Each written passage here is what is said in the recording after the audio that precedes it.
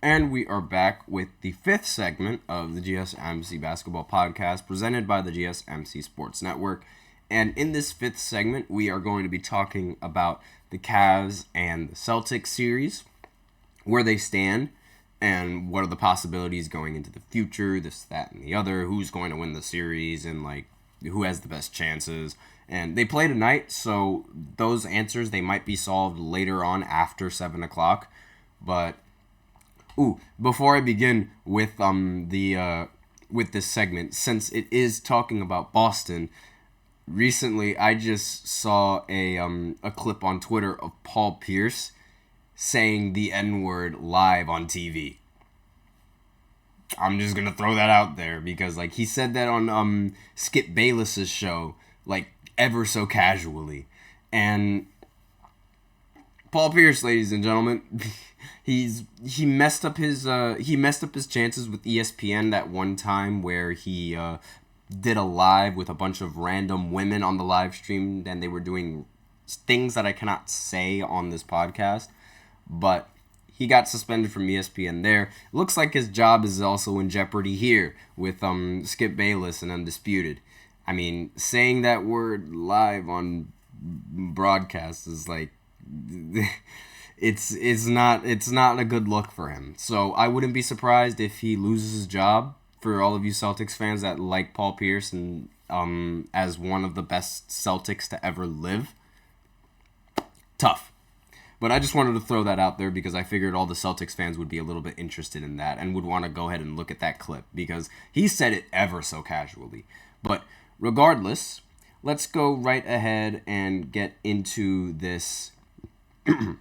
Let's go right ahead and get into this next segment where we talk about the Cavs series and the Celtics series. So I was taken aback by how the Cavs were able to tie the series at 1-1 in the previous podcast, if you guys remember.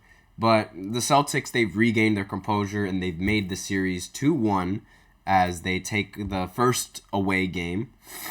And now they're going to look to play game 4 in Cleveland yet again and hopefully take a 3-1 lead, or the Cavs would tie the series and split the home games.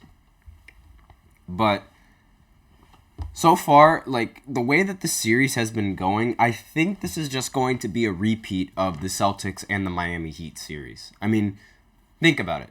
Celtics come out game 1, then the Miami Heat surprise everybody and shoot 50% from the three-point line, while the Celtics shoot poorly from the three-point line, thus giving the Miami Heat the win. But then they lose the rest of the 3 games and lose the series 4-1. Similar to how in this series so far, the Celtics, they win game 1 in dominating fashion, but then the Cavs come down the other end, and then they win game 2 after the Celtics shoot very poorly, and the Cavs shoot very, very good from the three-point line. They shot 50+% from the three-point line. And now then the Celtics went into game 3, and then they dominated yet again in this game. So just looking at the box scores, the final score was 106-93 for the Celtics.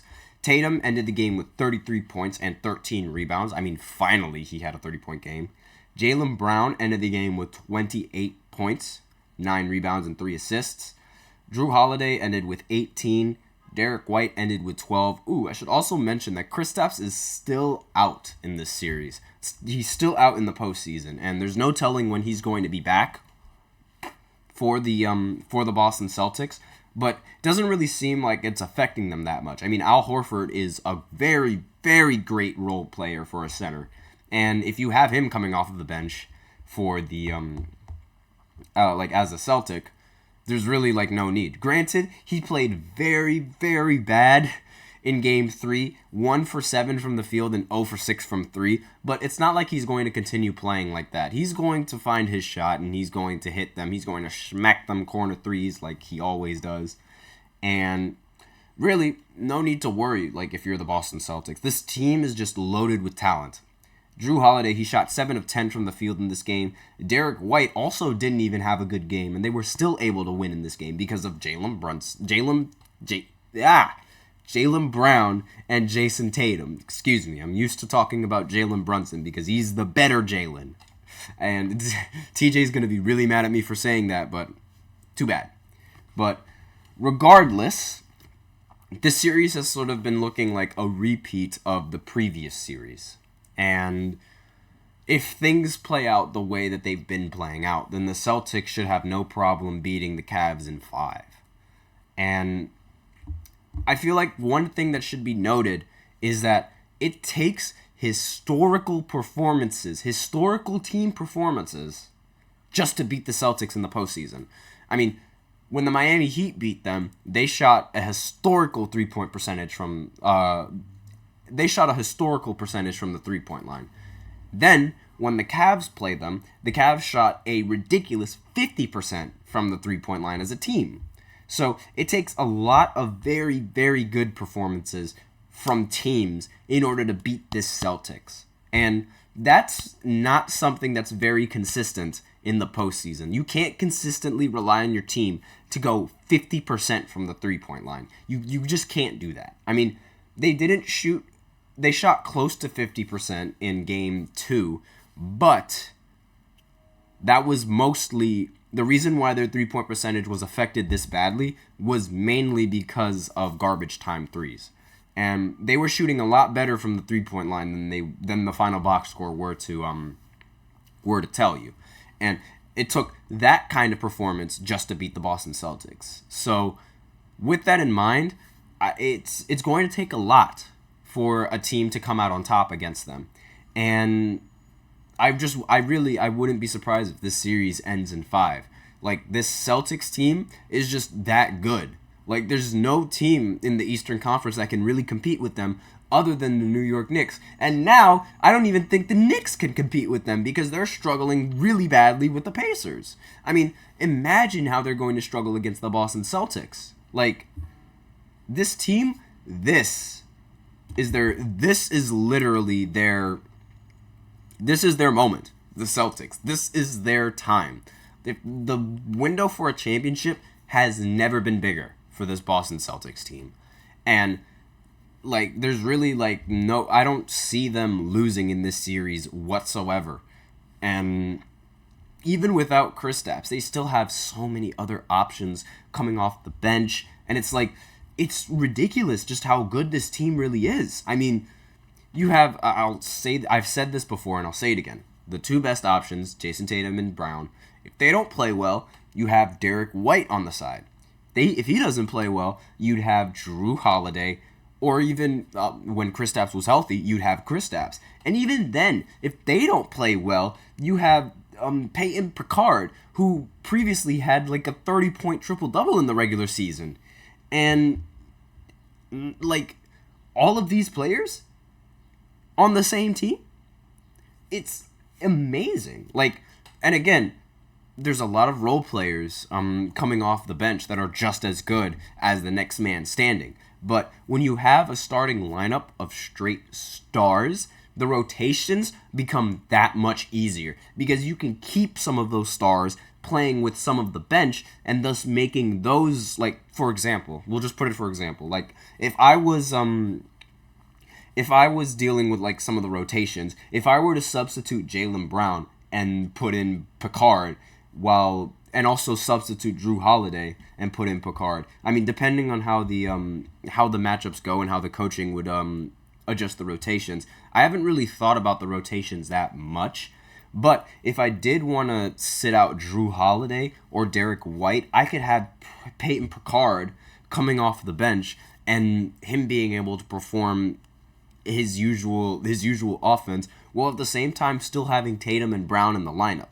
Then I can flip that on it and sub out Pritchard for Derek White or Jrue Holiday and then put in somebody else to substitute in for Jaylen Brown and Tatum. Like, this team is just that good. They can make so many different adjustments in the rotations and give them a better chance of winning the series because of how versatile they are and because of how reliant they are on the 3-point line and how good they are defensively. there's just no team that can really beat them. And I know I was really like supposed to be talking about the game, but it's like I think the series is basically it. I'm sorry now. Granted, this is me talking right now. So since I just said that the series is basically decided, now you guys can go ahead and vote on the Cavs for winning Game 4. Because so far my picks have been absolutely horrible. So maybe the Cavs will win Game 4 because I feel so confident in the Celtics. But but on the Cavs side, it's really just Donovan Mitchell. And 33 points from Donovan Mitchell, very, very impressive, but he still needs the rest of the role players to step up if he wants to beat this Boston Celtics. We do have one more comment. So, only issue with the Celtics rotation right now is the lack of big man depth. This is from the GSMC Podcast Network, so I don't know who exactly is commenting on that. Maybe it's TJ. It might be. TJ, is that you? I don't know who's commenting on that. But regardless, yes, the lack of big men depth is a big problem with the Celtics and the rotation, especially now that Kristaps is out. But, it is TJ, yeah. So, especially since Kristaps is out, it is like lacking in the center rotation. But think about it. You're living in an era right now where you really don't need a center unless he can shoot the ball like that. Like, you can still make do with your offense just by having a shooting center. And Al Horford, he's definitely good enough for that to fill in that role. Not to mention that coming off the bench, you also have that really, really tall power forward, Sam Hauser. Not Sam Hauser. You have that really tall center, Luke Cornett. He is day-to-day, however, so that does affect the rotations. But regardless, I mean, like, they're there. Like, you can definitely make adjustments into the lineup, and you can play this lineup without really having a center and still be successful just because of how high-powered their offense is and how good their perimeter defense is as well. I mean, I really don't see a problem with the lack of big man. I mean, granted, I watched I was a very big fan of Houston and their small ball lineup. Unfortunately, it didn't end up working out, but the Lakers, they had to adjust to the small ball lineup in order to even have a chance of beating them, thus rendering the rest of the centers useless on the team. So it's like the only big man that they really played in that series against Houston was Anthony Davis, because he was the only one that had quick enough feet to make those rotations in the 5-out set that they had. And when you have that spacing, it makes the other team completely adjust their entire playbook. Because having a big center slow to contest, not helping the team whatsoever. So TJ also has another thing. The East doesn't have the size to take advantage, but the Timberwolves or Nuggets would be really tough if there's no Porzingis. That is absolutely true. I mean, granted, Timberwolves, no, simply because Rudy Gobert. You can make if you just spread the floor, you can immediately make Rudy Gobert useless. And I feel like that's going to be the main goal and like the idea behind that matchup when they're matching up against the Timberwolves. Render Rudy Gobert's rim protection as useless. Make sure that you're spreading the floor and you have a 5-out set so Rudy Gobert can be as useless as possible on the defensive side of the ball. But for the Nuggets, yeah, that's going to be a very huge problem. I mean, Al Horford guarding Jokic, I can just see the 40 points, 15 rebounds, and 20 assists pile up. I can see it already. But that's basically all I have for all of these segments, and unless there's any more questions from the chat, I'm going to end off the show right here. So that will be it for the live show. Thank you so much for tuning in to the GSMC Basketball Podcast, presented by the GSMC Sports Network. Your support means a lot to us, so please remember to leave a positive review. It really does make a difference. We also invite you to follow us on Facebook, Twitter, TikTok, and Instagram for more content and updates. And before I end off the show, like there are no more questions coming in from the chat, right? Like I don't want to end it abruptly. If there are more questions that you guys would like me to talk about. None whatsoever. But before I do end off the segment, I like to remind everybody to please remember to use the link in the description to get your comments recognized, or the link displayed below in the ticker on every single show segment. That is GSMCpodcast.net. Really helps the show, makes the show much more interactive between myself and you guys. Once again, the link is GSMCpodcast.net. And assuming that doesn't seem like there's any more questions going on in the chat, so I think it's safe to say that I can end the show off right here. Thank you so much for tuning in. I am your host, Nelson, and as always, take care.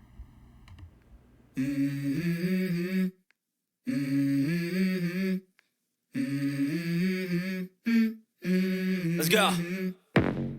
I wake up to a little bit of drool on my pillow, feel like it's gonna be a bad day. Yeah, I'm tired of shit, and the coffee ain't hit yet. Damn, ain't that great. I don't wanna go to